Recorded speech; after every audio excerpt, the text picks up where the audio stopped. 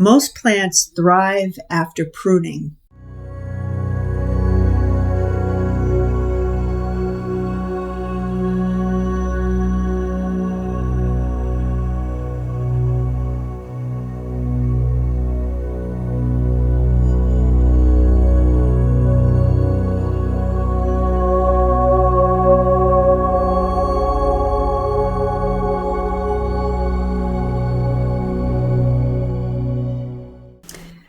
Hello, this is Carrie O'Donnell from Tarot Soul Writer, and if you would like a personal reading with me, please go to my website, tarotsoulwriter.com, and book a session with me. I'd be happy to read for you. Today, I'm going to do the reading for August 2024. I've asked my guides and angels in a soul writing session what we need to know in the big picture, in America and in the world. Big events that will be important to us. And I've also asked specifically about Donald J. Trump and where he is going to be in our year. The first thing that I got was justice. And specifically, I was getting the words atonement and forgiveness. I had the image of the story of the prodigal son. For those of you who don't know that story, it's pretty much simply this in a nutshell. A man has two sons. The younger son asks for his portion of his inheritance. The father gives him the inheritance. The younger son, he goes out and he squanders his inheritance, drinking, women, whatever. And he is left destitute. So without anywhere else to go and being in the streets, he crawls back to his father. Meanwhile, the older son did what he was supposed to do. He was there for his father. He fulfilled his responsibilities. He was working. And then when this younger son comes home and says, "Please, father, take me in. I'll be your servant," the father unexpectedly orders a giant party. He kills the fatted calf for his son. They have a huge feast. The older son, rightly so, is very upset.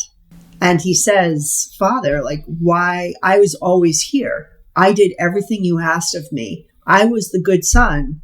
I did what I was supposed to be doing, but you throw him the party." And that's when the father said, "You are ever with me, and all I have is yours. But your younger brother was lost, and now he is found." It is a story about forgiving. It is about bringing people back into the fold. In this case, it's a parable about coming back to God. I, though, felt like I was seeing this vision because it has something to do with Republicans, in a sense, who may have drifted from democracy. I wrote, "I get reinstating those who have strayed back in the fold." I feel these are members of the House and Senate who may not have committed a crime per se, but they looked away when crimes were committed. So there's going to be some shame here. And we're going to be told to celebrate that they're coming back into the fold. I get there are apologies here, atonement. They went along with the crowd. They didn't stand up when they needed to stand up, and they will atone for their sins. Are you ready to forgive them? They were lost, and now they are found.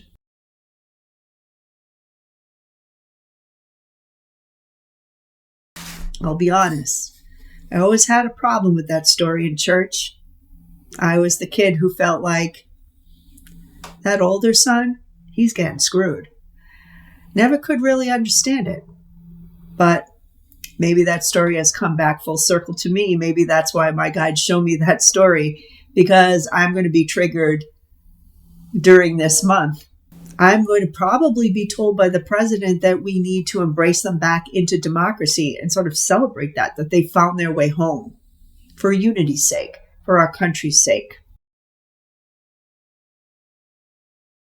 We'll see where we're at with that. There will also be the legal process continuing for crimes committed during the Trump reign. The DOJ will steadily continue the process to success when those who are guilty will be punished. This is going to be a time when the hammer comes down, folks. or all those people who are in Congress who may have been part of January 6th, who may have done some things we don't even know about yet, that's when the indictments go out. Or some of them may have gone out before then, and you might actually see prosecutions in this month. I'm hearing also the word reparations. Somebody needs to pay for damage done to another group, much like Alex Jones had to pay for his lies about the children who were shot in Newtown, Connecticut. I also heard liability. Again, somebody will be held liable for damage to another. If not in criminal court, civil court, like E. Jean Carroll, who held Trump accountable in civil court. I don't feel it's those cases that I mentioned. I feel like these are similar scenarios that come out in August, and they'll be very public. And they might be involving people in the House or Senate. I heard most plants thrive after pruning.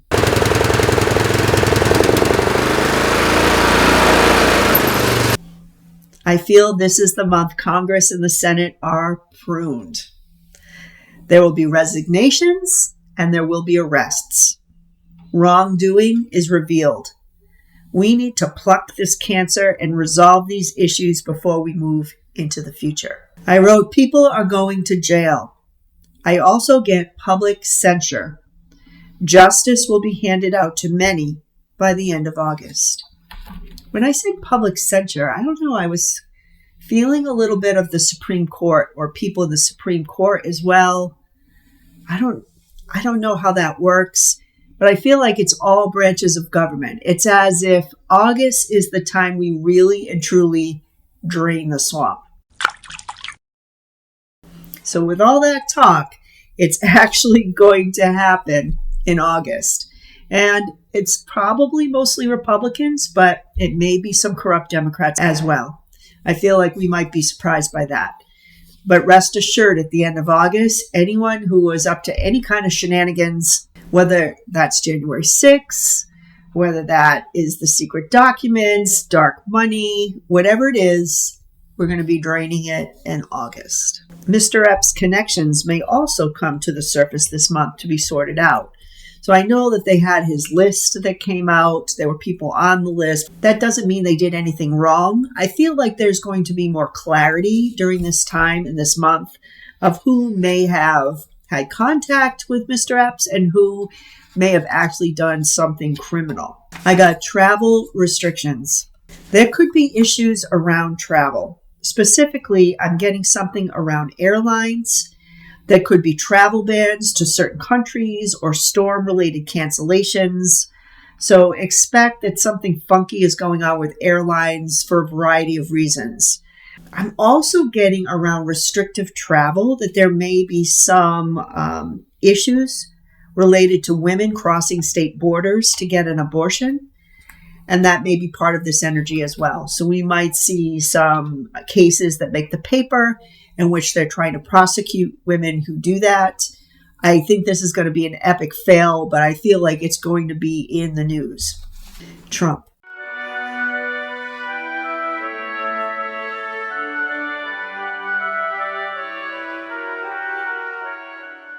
This has been the hardest one because I'm really not sure if he's here, to be honest. The first thing I get is a discussion of Trump with dementia and his inability to speak in public. I'm also getting that there's going to be news of something illegal found around a Trump property. I got the word stockpile. This could be more confidential documents, but I was also feeling a stockpile of stolen goods of some sort. Some of these goods may have come from the White House. So there is something that was put aside. Maybe that's why I'm getting the word stockpile, and that's going to be found on Trump properties. I got the death card for Trump. Now, I know death doesn't necessarily mean physical death. It can mean transition, which is ironic because that's mostly what I was feeling in this month.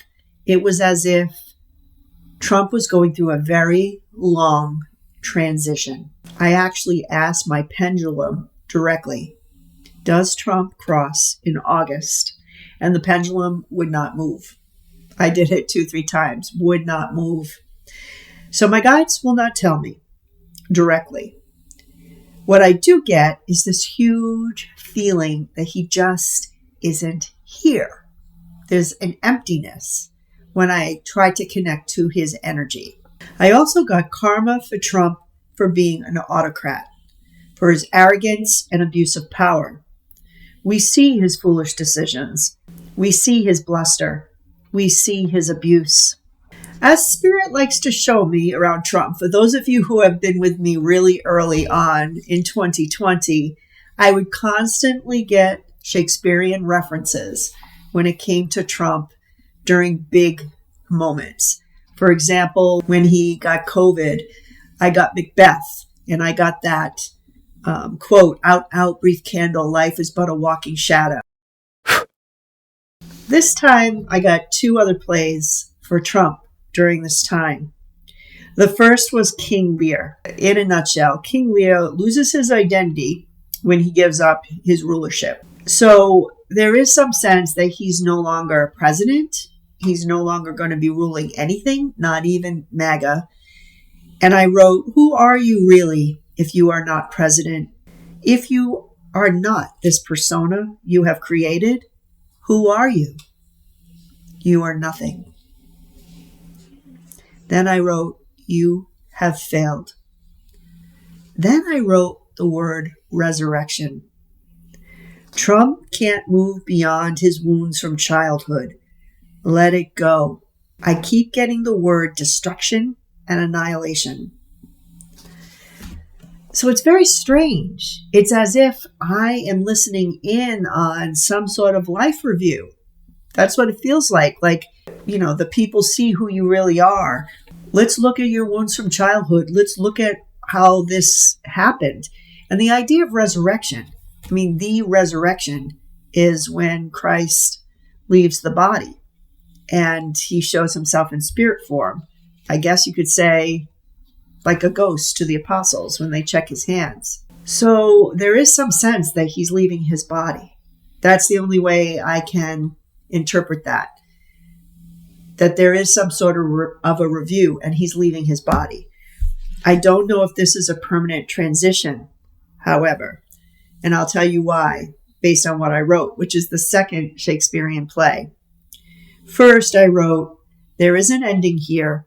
He is either transitioning or going through his life review, or he is incapacitated, near death, and going through this process while in a coma or vegetative state. I wrote, you had the potential for greatness, but you chose ambition. You chose ego. Then I wrote, to be or not to be? That is the question. So I moved to Hamlet. And just that idea, to be or not to be, to stay here or not to stay here. Should I exist as Donald Trump or should I transition and move on? That is the question. It's as if he is trying to choose whether to transition. Then I wrote limbo. What lies beyond the corner? Phases, stages in life. You must face the unknown. You must learn self-control. So again, I feel like I'm interrupting a conversation here between Spirit and Trump. I feel like he's resurrected, that he's leaving his body. But somehow he doesn't want to see what's beyond the next corner. He doesn't want to face the life review. Things are already starting to come up. I don't want to look at my wounds from childhood. Don't want to do it. Right? So he's resisting transition. So I'm not really sure if I'm picking up Donald Trump actually passing or if he's already passed and I'm just picking up what he's dealing with on the other side. That's when I got funerals. I do feel like there are going to be some big time passings in the month of August. I got the expression, it happens in threes. There are going to be funerals we're seeing on TV. The first very well may be Trump, based on what I've been picking up and based on what I just wrote in his reading. The other I got very strongly could be President Jimmy Carter. I don't know exactly when he's passing, but I kind of feel his funeral might be in the month of August. There is another, because they said it happens in threes, but I was not getting anything. Like, I saw the Trump thing, I got an image of Carter. I didn't get anything for the third. But what I did write is, I feel it is someone in or around the government, very well known, and very, very much a surprise to the public. So the third person to cross, I don't think is one we expect. Then I did get a lot of sound bites and issues that I feel are going to come up in the Democratic convention. Now, in the last reading, I was trying to pick up things that might pop up around the Republican convention, and all I got was nothing, complete chaos. I have no idea what's going on there. And I got a lot of speeches, Biden trying to rally us all together. This time for the Democratic convention, I was getting sound bites, bits and pieces of important things that would come up. The first is bury the hatchet. More speeches about unity, especially around Carter's passing. It is time to forgive and to come together. Homelessness in America. Huge talking point in August, as well as issue of affordable housing in many struggling areas. This theme will also be discussed at the convention. Work training, new skills for people to retool and re-educate for the new technology coming in. I do feel AI is going to be talked about. And instead of that technology sounding scary and that it's going to take my job and that sort of thing, I feel like there's going to be a twist. So the Democrats will tell people, we're going to help you to retool, re-educate yourself so you understand how you fit in as a worker in this AI world that we're moving into. I get a lot for American families. Huge focus, might be the whole theme of the convention. We will create a new foundation for American families. I get the child tax credit that they're promising to bring back. I get family planning. Any issues with family planning? We have health care. The abortion issue will be discussed. Anything related to bringing children into this world in a healthy way and giving families the ability to raise those children. Being politically correct. Remember when that became like a bad thing? Like, oh, I don't want to be politically correct. But in the end of the day, being politically correct was just being sensitive to other people's needs and feelings. And I get that sort of being twisted back into our vocabulary, changing the branding on politically correct. Like really questioning what's wrong with focusing on the needs and feelings of other people. That's called empathy. Maybe we need more of that. So this whole political correctness may be coming back. They might even coin a new phrase for it. I don't know what it will be, but I feel like they're rebranding that. Yes, it's not going to be politically correct. It will be something else, but it will be a way that we understand very directly that means taking other people into consideration. Then I get two sound bites. The first, it is time to clear the cynicism people have of our government being able to dish out justice, to follow the will of the people, or to uphold human rights. And then I got, the only way to reach a goal is discipline. We will develop a step-by-step guide to follow to reach our goals. Discipline. So there seems to be a lot in the speech about let's show the people that government works again. Let's erase that cynicism. Let's prove that we are functional, that we can get the job done for the American people. And we'll do it step by step. We'll have a plan, and all we have to do is follow it. We will reach that goal. The final message that I received is very short. It said, there is a beginning here for the United States, a jumping off point for a new phase or cycle in the country's history. That could be because that plan that seems to be coming up, possibly in the convention, it will be outlined for the people, and that is the roadmap. That is the new beginning, and that will lead us to a new place in our history. A very positive one, may I add. I feel like we're coming off of a huge bump in August. It is going to be a time of atonement, of forgiveness, of justice, and of being able to articulate where we want to go as a nation. And that's my predictions for August 2024. So if you like this video, please like, subscribe, share this video with all your friends. I appreciate you. I love your comments. I love your support. And it is always a pleasure reading for you. Till my next video.